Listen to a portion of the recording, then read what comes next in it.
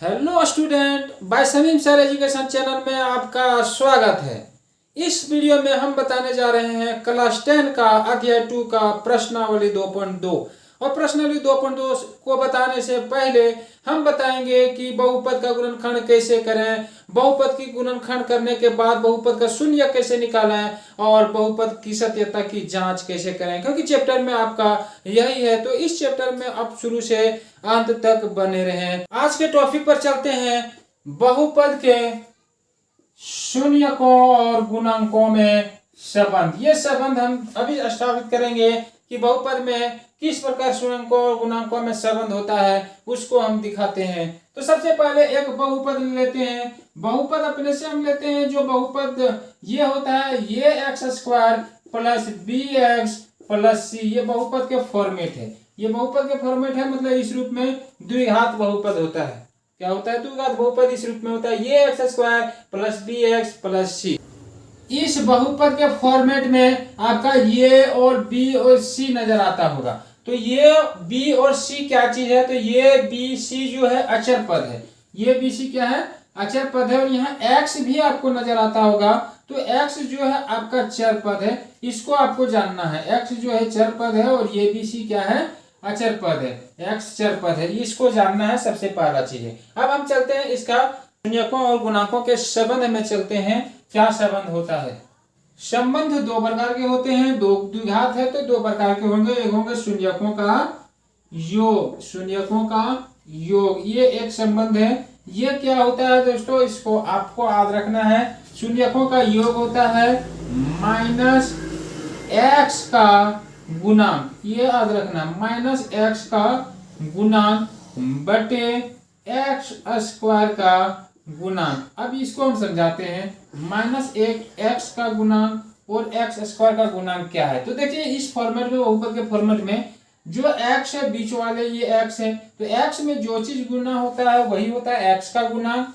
और ये है आपका एक्स स्क्वायर का गुणांक। तो एक्स स्क्वायर के आगे जो चीज गुना होगा वही होगा वो एक्स स्क्वायर का गुणांक। तो इसका होता है शून्यकों का योग माइनस एक्स का गुणांक बटे एक्स स्क्वायर का गुणांक। अब इसको हम थोड़ा सा फॉर्मेट में लिख लेते हैं। इसका एक सूत्र बना लेते हैं ताकि आपको दिक्कत ना हो, इतना बड़ा नहीं याद कर पाते हैं। तो इसका एक सूत्र है। तो शून्यक दो होंगे, द्विघात में दो शून्य होंगे। पहला शून्यक को हम अल्फा मानेंगे, दूसरे शून्यक को हम बीटा मानेंगे। पहले शून्यक को अल्फा और दूसरे शून्यक को बीटा मान लेते हैं। तो अल्फा योग है, क्या है? योग है। तो अल्फा प्लस बीटा, योग मतलब प्लस जोड़ना होता है। तो दोनों शून्य को पहला जोड़ेंगे। अल्फा प्लस बीटा बराबर होता है ये एक्स का गुणांक। तो एक्स का गुणांक में क्या चीज गुना किया गया है? एक्स में बी गुना किया गया है, तो माइनस रहेगा। और इसमें बी गुना किया है तो बी हम लिखते हैं। और यहाँ एक्स स्क्वायर का गुणांक, यानी एक्स स्क्वायर के आगे क्या चीज गुना किया है? ये गुना किया है, तो ये होगा। ये आपका एक छोटा हम फॉर्मेट बना लिए कि शून्यकों का योग होगा alpha plus beta equal to minus B बटे ये। अब हम चलेंगे शून्यकों का गुणनफल। शून्यकों का गुणनफल, पहला योगफल, दूसरा गुणनफल हम देखेंगे दोस्तों। तो गुणनफल में अभी जो है अल्फा इंटू बीटा, दो शून्य के लिए दोनों शून्य को गुना करेंगे इसमें। तो शून्यकों का गुणनफल में होता है आपका अचर पद बटे एक्स स्क्वायर का गुणांक। अभी हम बताएं अचर पद और एक्स स्क्वायर का गुणांक, अभी हम बताएं जस्ट अचर पद। सबसे पहला चीज जान लेते हैं। ये फॉर्मेट हम लिए थे, ये x square plus b x plus c. अच्छा यहाँ क्या है? सी है। क्या है? सी। और एक्स स्क्वायर का गुणांक ये, क्योंकि ये एक्स का गुणांक है, ये एक्स का गुणांक है, तो जो बच्चा मेरा वो अचर पद होगा। तो यहाँ जो अचर पद होगा उस जगह में मेरा सी आएगा। और एक्स स्क्वायर का गुणांक खुद जानता है कि एक्स स्क्वायर के आगे जो चीज गुना होगा वो एक्स स्क्वायर का गुणांक होगा। बस इसी को हम लिखेंगे। तो लिखते हैं पहला शून्य को हम क्या मानेंगे? अल्फा मानते हैं, इंटू गुना गुणनफल है, इंटू दूसरा शून्य जो होगा वो होगा बीटा, वो खुद जान रहे हैं। अचर पद मेरा भी क्या लिखे थे? सी। और एक्स स्क्वायर का गुणांक ये, यानी कि दूसरा आपका जो आया संबंध वो alpha into beta equal to C upon ये। चलते हैं बच्चों, ये हम एक बहुपद लिए, द्विघात बहुपद लिए x square plus 7x plus 10। अब इसका गुणनखंड करते हैं। गुणनखंड आपको नहीं मालूम है तो इससे आप इजी तरीके से सीख लेंगे, क्योंकि हम यहाँ तोड़ के बताएंगे गुणनखंड किस रूप में किया जाता है। तो यहाँ सबसे पहले तीन चीज है, पहला, दूसरा और तीसरा, तीनों को आपको जानना है। फर्स्ट स्टेप में हम गुणनखंड में क्या करते हैं उसको समझ लेते हैं। फर्स्ट स्टेप में करते हैं ये एक्स स्क्वायर का गुणांक और अचर पद एक्स स्क्वायर और अचर पद को गुना करते हैं। फर्स्ट स्टेप क्या करते हैं, यहाँ फर्स्ट स्टेप लिखते हैं, इसके अनुसार से आप आराम से समझ जाओगे। ये एक्स स्क्वायर और ये अचर पद को गुना करते हैं, यानी एक्स स्क्वायर में मेरा एक है। देखिए यहाँ एक्स स्क्वायर के आगे कोई गुणांक नहीं है तो एक गुणांक होता है, मतलब उसमें एक से गुना किया जाता है, ठीक है।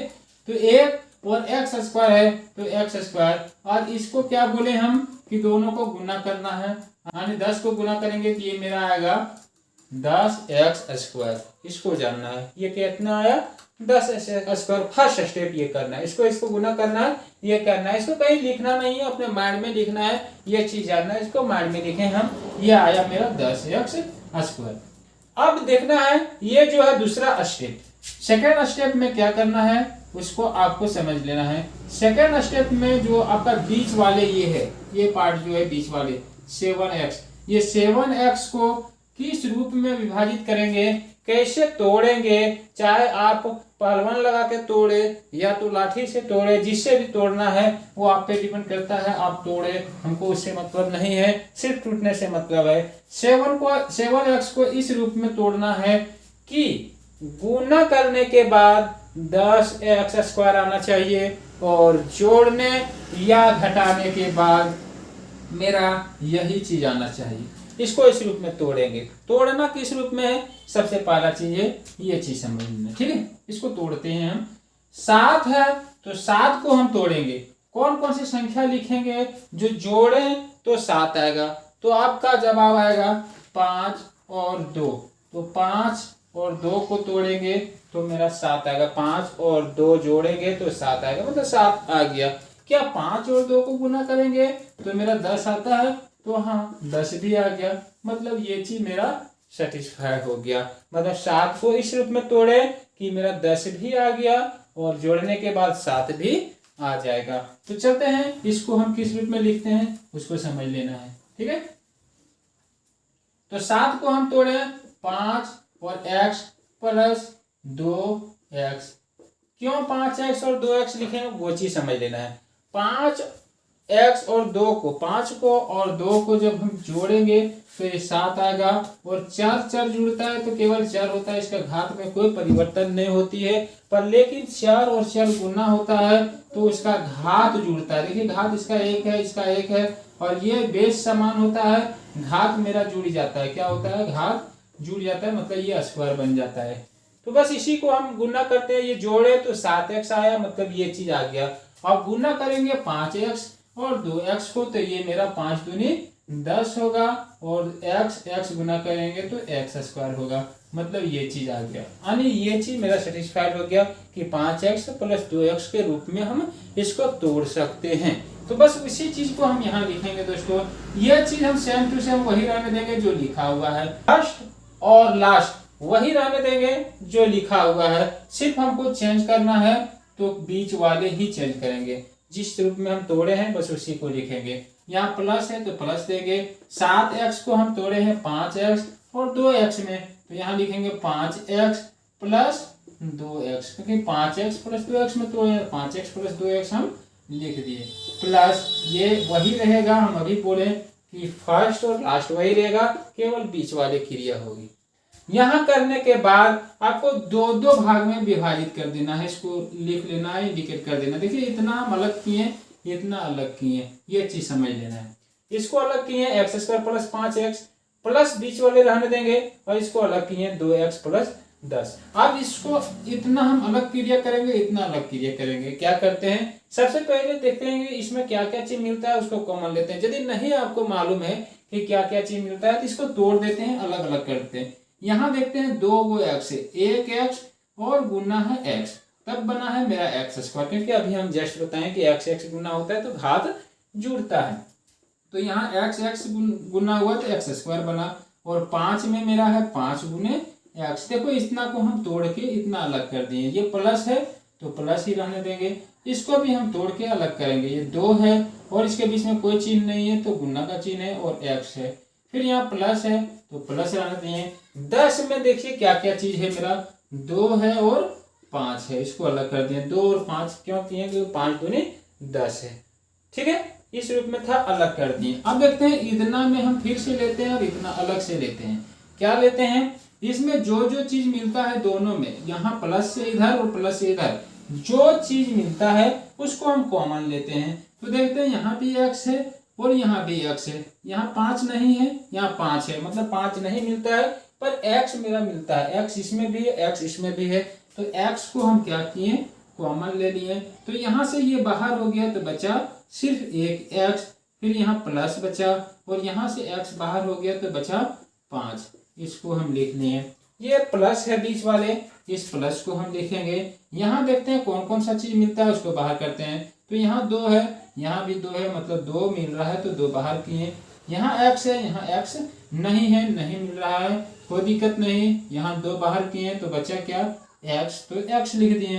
प्लस तो प्लस, यहाँ से 2 बाहर किए तो बचा क्या, 5, तो 5। अब आंख बंद करके हमको देखना है कि क्या ये और ये मिल रहा है। आंख बंद करेंगे तो देखेंगे कैसे, तो देखते हैं कि ये जो ब्रैकेट के अंदर और ये ब्रैकेट के अंदर वो मिलना चाहिए, चाहे चिन्ह हो सब चीज में मिलना चाहिए, सब कुछ समान होना चाहिए, रंग रूप कुछ भी हो सब समान होना चाहिए। तो यहाँ भी देखते हैं x + 5, यहाँ भी देखते हैं x + 5, मतलब मिल जा रहा है।